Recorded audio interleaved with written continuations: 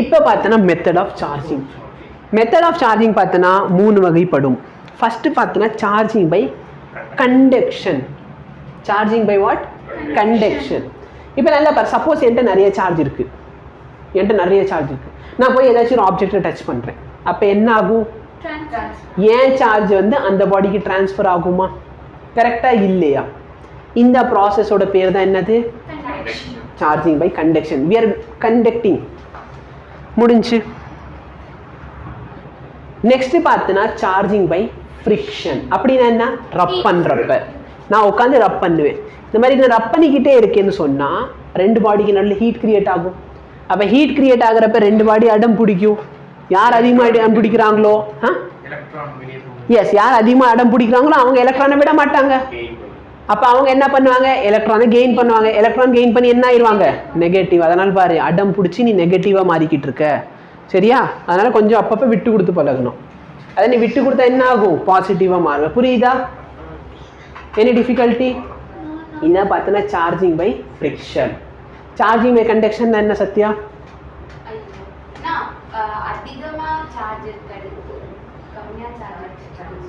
ஏதோ conduct touch பண்ணணும். அந்த 2 பாடியும் நான் கான்டாக்டில் வைக்கணும். மேபி ஒரு ஒயரால் ஒரு கண்டக்டரால் அது 2த்தையும் நான் டச் பண்ண வச்சுட்டேன்னா என்ன ஆகும்? ஹையர் இதுலேருந்து லோயர் இதுக்கு சார்ஜ் வந்து ஃப்ளோ ஆகும். அன்சார்ஜ் பாடியோ இல்லை கம்மியான சார்ஜ் உள்ள பாடிக்கு சார்ஜ் வந்து ஃப்ளோ ஆகும். சார்ஜிங் பை ஃப்ரிக்ஷன் என்ன? இல்லை, ட்ராப் பண்ணுறதுனால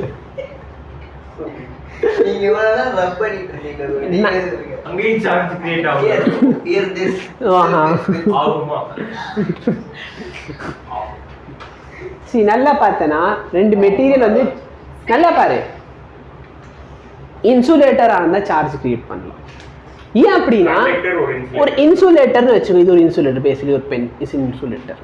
இப்போ இந்த இன்சுலேட்டரில் நான் ரப் பண்ணுறேன்னு சொன்னால் இப்போ அந்த இடத்துல ஒரு சார்ஜ் கிரியேட் ஆகுதுன்னா அந்த சார்ஜ் அங்கேயே தங்கிடும். கரெக்டாக இல்லையா? இதே வந்து இப்போ என்கிட்ட ஒரு கண்டக்டர் இருக்குது, நான் சார்ஜை கிரியேட் பண்ணுறேன். அப்போ நல்லா பாரு, இங்கே சார்ஜ் கிரியேட் ஆகுமா? ஆனால் என் பாடியோட இந்த பார்ட்டில் சார்ஜ் கம்மியாக இருக்கா? அப்போ இங்கே சார்ஜ் உடனே எங்கே போயிடும்? அங்கே போயிடும். அப்போ நான் சார்ஜ் கிரியேட் பண்ணவே அது காணாமல் போயிடும். சார்ஜ் கிரியேட் பண்ணவே காணாமல் போயிடும். சார்ஜ் கிரியேட் பண்ணவே காணாமல் போயிடும். சுற்றி என்ன ஆகும்? நல்லா பாரு, இங்கே பாசிட்டிவ் சார்ஜ் கிரியேட் ஆயிருக்கும். அப்போ இங்கே நெகட்டிவ் சார்ஜ் கிரியேட் ஆயிருக்குமா? அப்போ இங்கே பாசிட்டிவ் கிரியேட் ஆயிருந்துச்சுன்னா இந்த பாசிட்டிவ் நிறைய வந்து வந்து வந்து கடைசியில் இங்கே நெகட்டிவ் கூட சேர்ந்துடும்.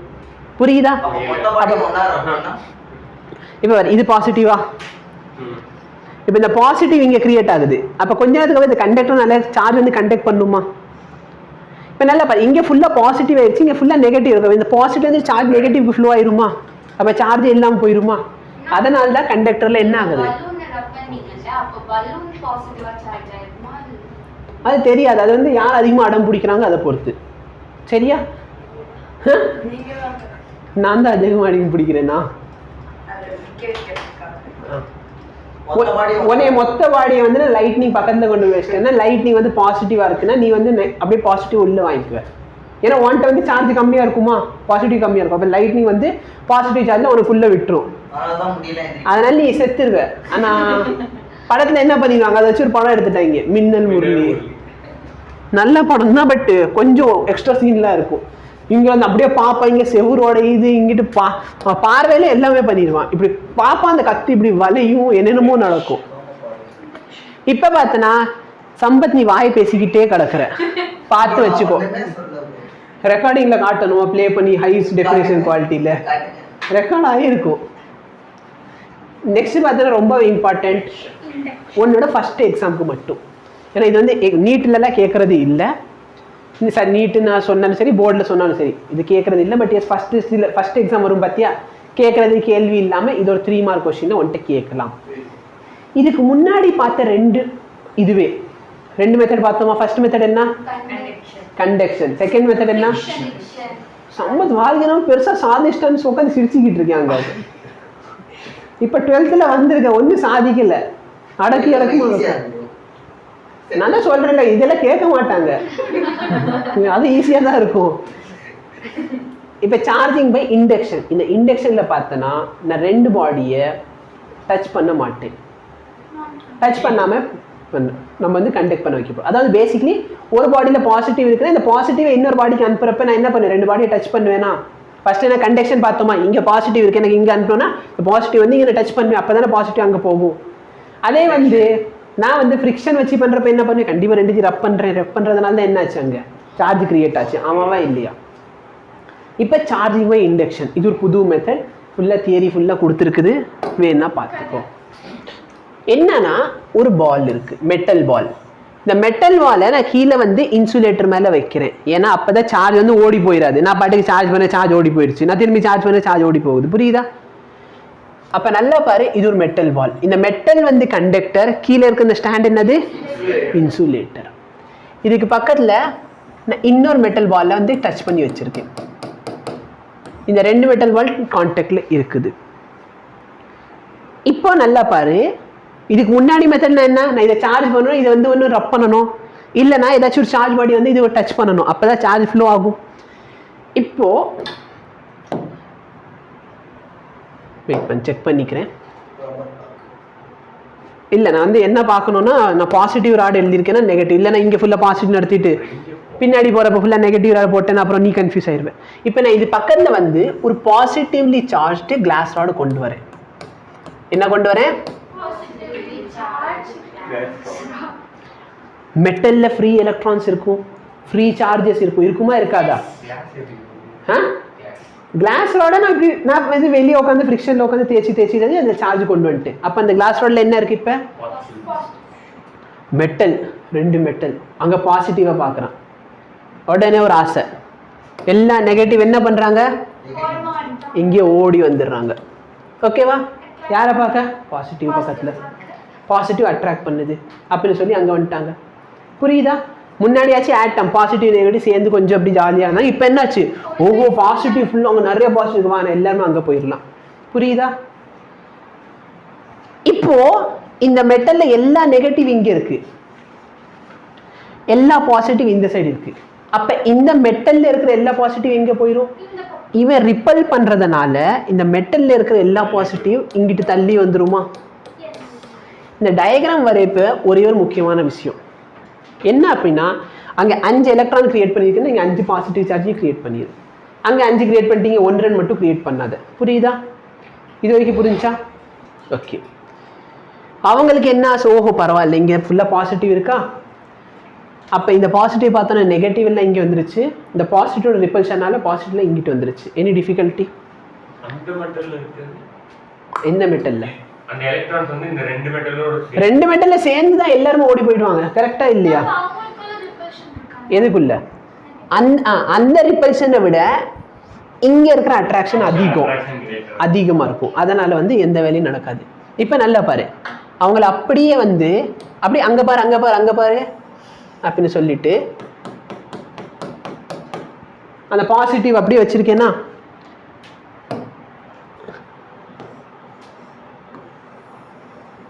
இங்க ஃபுல்லா நெகட்டிவ் இருந்துச்சா? இன்னொரு ஸ்பியர்ல பாசிட்டிவ் இருந்துச்சா?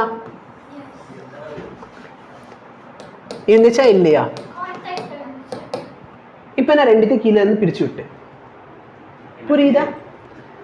ரெண்டுத்தையும் பிரிச்சுட்டேன்.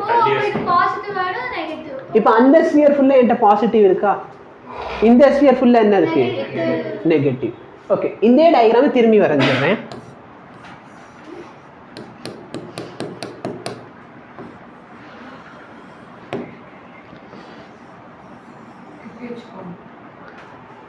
ஓகேவா? இப்போ இந்த நெகட்டிவ் ஃபுல்லா ஏன் இங்கே அட்ராக்டாக இருக்கான்? இங்கே கிளாஸ் ராட் இருக்கு, இன்னும் இந்த பாசிட்டிவ் கிளாஸ் ராட்னால அட்ராக்ட் ஆகிருக்கான். இங்கே இருக்கிறவெல்லாம் தள்ளி போயிருக்கான். கரெக்டா? லைஃபு. இப்போ என்ன பண்ணிடுறேன், வெளியே வந்து கிளாஸ் ராட் எடுத்தாச்சு. இப்போ அவங்க என்ன, முன்னாடி அட்லீஸ்ட் ஒரு பாசிட்டிவ் ஒரு நெகட்டிவ் வச்சு மெட்டல்ல சேர்ந்து உட்காந்துருந்தாங்க. ஆசை காமிச்சா எல்லா நெகட்டிவ் இங்கிட்டு வந்துச்சு, எல்லா பாசிட்டிவ் அங்கிட்டு போயிட்டான். ரெண்டுத்தையும் பிரிச்சாச்சா? இப்போ இந்த நெகட்டிவ் என்ன சொல்றேன், நான் திரும்பி அங்கே வந்துடுறேன். வர முடியுமா? ரெண்டுத்துக்கு நல்ல கேப் இருக்கு. அப்போ மிஞ்சி போனால் என்ன, இவன் வந்து ஆளுக்கு ரிப்பல் பண்ணுவாங்க. ரிப்பல் பண்ணி மிஞ்சி போனால் என்ன நடக்கும், இங்கே ஆளுக்கு தள்ளி தள்ளி போய் இப்படி டிஸ்ட்ரிபியூட் ஆகி உட்காந்துருவானா? சரி, நான் என்ன சொல்றேன்னா இதில் வரைகிறது அதில் இருக்கிறது ஈக்குவல். ஓகேவா? மற்றபடியில் ஒன்றும் பிரச்சனையே இல்லை.